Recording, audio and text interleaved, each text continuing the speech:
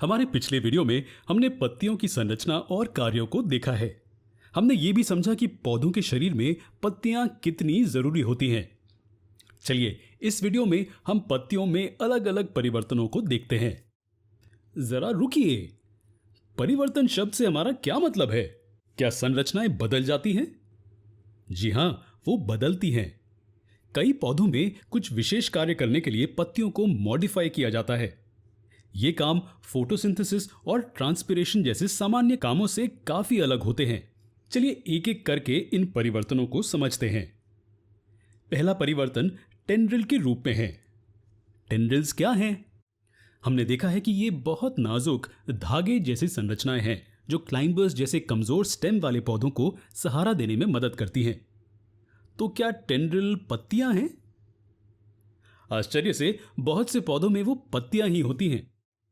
Botany में एक tendril पत्ती, स्टेम या पेटियोल का एक विशेष परिवर्तन है और पौधे इन्हें सहारा पाने के लिए इस्तेमाल करते हैं। लेकिन यह सच है कि वो एक आम पत्ती की तरह नहीं दिखते हैं। उनके पास लामिना या ब्लेड नहीं होता है, लेकिन वो फिर भी फोटोसिंथेसिस कर सकते हैं। अब अगले परिवर्तन पर आते हैं, जो कांटे हैं। क्या पौधों में कांटे होते हैं? बेशक होते हैं। क्या आपने कभी कैक्टस के पौधे को ध्यान से देखा है? इसमें हम इन कांटों को स्पष्ट रूप से देख सकते हैं, जो पत्तियों के परिवर्तन के अलावा और कुछ नहीं है। अब एक बात बताइए, इन पत्तियों को परिवर्तित क्यों किया गया है? क्या कोई खास मकसद है? जी हां, ये परिवर्तन ट्रांसपिरेशन की गति को कम करने में मदद करता है। रेगिस्तान जैसे सूखे और बंजर इलाकों में पानी का नुकसान पौधों के लिए बहुत हानिकारक होता है। अत्यधिक गर्मी के कारण पानी खोती रहेंगी यदि वे केवल अपने मूल रूप में रहें। इसी वजह से वो सिकुड़कर कांटों की संरचना में परिवर्तित हो जाती हैं। इसके अलावा कई मामलों में ये कांटे पौधों को जानवरों से बचाते हैं। परिवर्तन का अगला भाग इंसेक्टिवोरस प्लांट्स में देखा जाता है। जी हां, कार्निवोरस प्लांट्स छोटे जानवरों का शिकार करते हैं। उनके शिकार को आकर्षित करने और पकड़ने के लिए पत्तियों को परिवर्तित किया जाता है। ये पौधे फोटोसिंथेसिस करने में सक्षम होते हैं, लेकिन प्रोटीन पाने के लिए कीड़ों पर निर्भर रहते हैं।